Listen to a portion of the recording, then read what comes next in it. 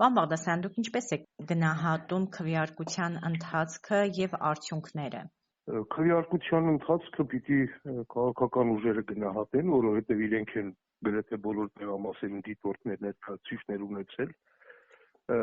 Ինքը ամբողջ նախընտրական գործընթացը գնահատում եմ բավականին վատ, որովհետեւ ակնհայտ էին բռնաճնշումները, վարչական ռեսուրսի չարաշահումը, այդ ահաբեկության մթնոլորտ, ատելության քարոզ եւ այլն գնահատում եմ շատ բացասական եւ կարծում եմ, որ դրանք այո ընտրությունների արդյունքների վրա ոչ անմիջական, բայց մեծ ազդեցություն թողել է։ Պարոն Բաղդասարյան, այս առումով հետաքրքիր է ԱՊՀ դիտորդների հայտարարությունը, որ նրանք հայտարարեցին ընտրությունները անցել են մրցակցային նորմալ մթնոլորտում։ Սա ինչպես է գնահատում եւ ինչ նպատակ ուներ այս հայտարարությունը։ Գուցե ԱՊՀ անդամ մյուս երկրների համեմատ իսկապես դրական են եղել, բայց ես չեմ կարող ասել, ենթադրում եմ, որ առևտուր է ընթացել Հայաստանի իշխանությունների եւ ԱՊՀ կառույցների միջև կապված, երբ որ Նիկոլ Փաշինյանը պատրաստում է գնալ Մոսկվա, ես կարծում եմ այստեղ ինչ որ պայմանավորվածություններ կան, բայց սա իհարկե ենթադրություն է, որտեղ բնականաբար ես ինֆորմացիա չունեմ։ Ամեն դեպքում չեմ կարծում, թե այդ գնահատականը արտացոլում էր իրողությունը, իրականությունը։ Եվ արդեն քվեարկությունից անցել է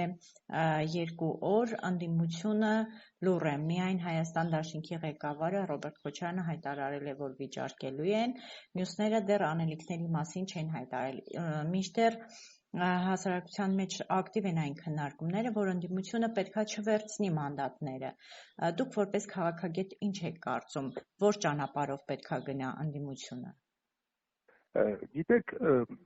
մոտ 550,000 ընտրող ընդդիմադիր ուժերին ձայնը տվել ոչ թե նրա համար, որ իրենք գնան խորհրդարան որպես ընդդիմադիր ուժ, այլ ձայնը տվել, որ նրանք հասնեն իշխանության։ Հիմա ընդդիմադիր այդ ուժերը կվերցնեն մանդատները որպես ընդդիմադիր պատգամավոր գնան ազգային ժողով, թե չեն վերցնի իրենց ընդդիմադիր մանդատները, ընտրողներին առանձնապես չի հետաքրքրում մեծ հաշվով։ Դա կլինի բարոյական հաղթանակ, ենթադրենք, թե եթե նրանք չվերցնեն, բայց իրավական տեսանկյունից դա ոչինչ չի փոխելու։ Այսինքն պետքա վերցնեն։ Իրենք գիտեն, ինձ համար բացարձակապես միևնույն է, անկեղծ ասած։ Նրանք կլինեն խորհրդանում որպես ընդդիմադիր, թե նրանք չեն լինի որպես ընդդիմադիր։ Ուրիշ հարց, եթե նրանք հիմնավոր փաստեր ունենային եւ ներկայացնեին իրավական գործընթաց սկսեին,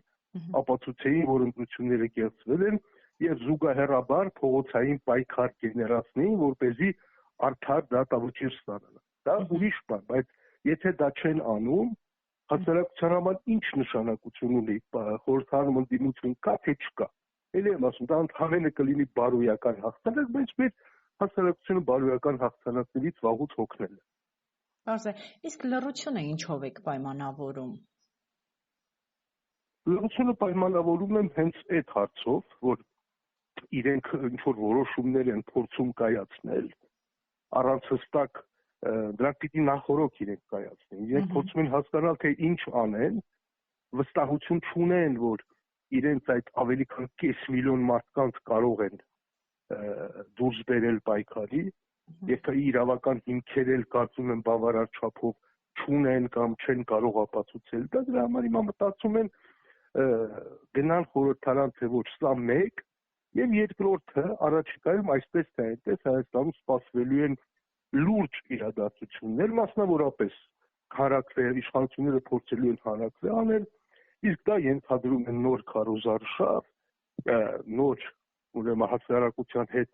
աշխատանք, նոր համախմբման հնարավորություն, կարծում եմ ընդդիմությունը նաև սա է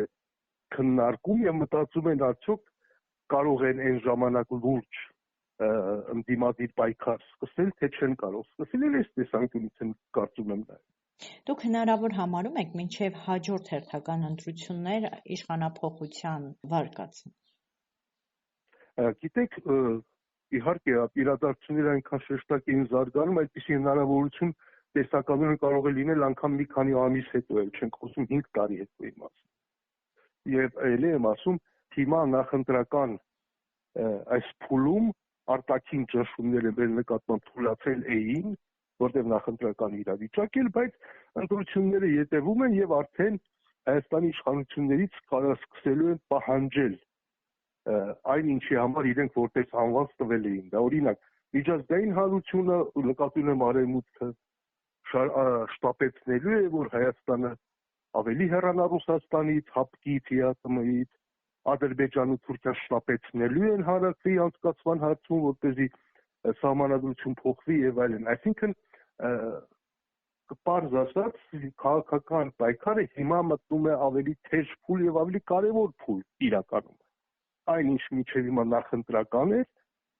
հիմա սկսվելու է շատ ավելի արագ, շատ ավելի լարված եւ շատ ավելի հստակ տարանջատումներով պայքար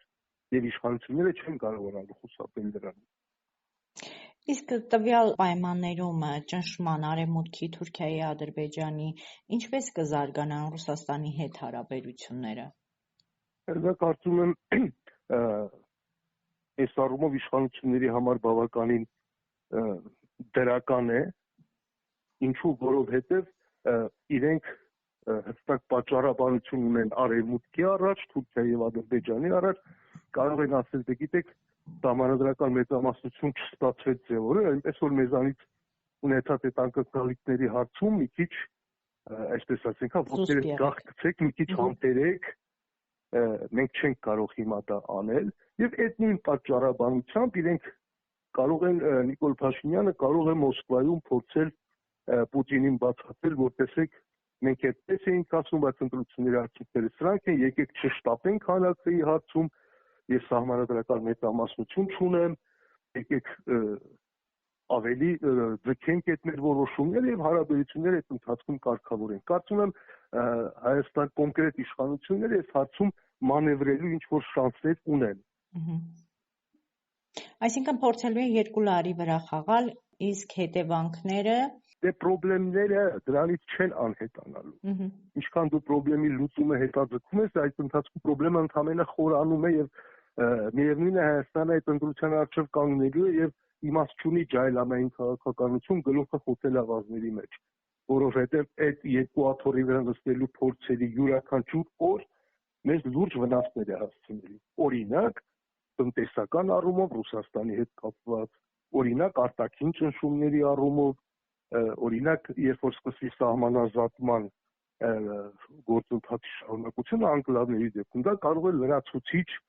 լարվածություն ստեղծել եւ լարվածության նոր օջախներ արդեն հայ-ադրբեջանական հարաբերություններում, այնպես որ այս հարցերում ժամանակ ձգելը խնդրի լուծում չի։ Մենք 20-25 տարի Արցախի հարցում համարում էինք, որ ստատուս քվոն պիտի պահպանենք, համարում էինք, որ այդ հարցը լուծված է եւ վերջ, արդյունքում ունեցանք սա։ Հիմա այն նույն վիճակն է։ Պետք չի ձևացնել, թե եթե մենք անընդհատ ձգում ենք, դա ինչ որ բան է փոխվելու։ Պարզ է, շնորհակալ եմ շատ։